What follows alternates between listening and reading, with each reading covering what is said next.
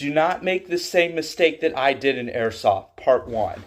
Buying non-blowback pistols. These suck. It's the ones that don't blow back. They just don't cock back, unlike this one. But this isn't the problem I have with this. It's the trigger. So, look at this.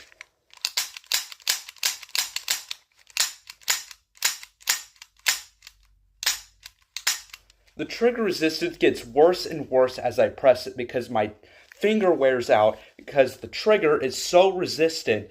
I just can't even press the trigger that fast. Unlike this.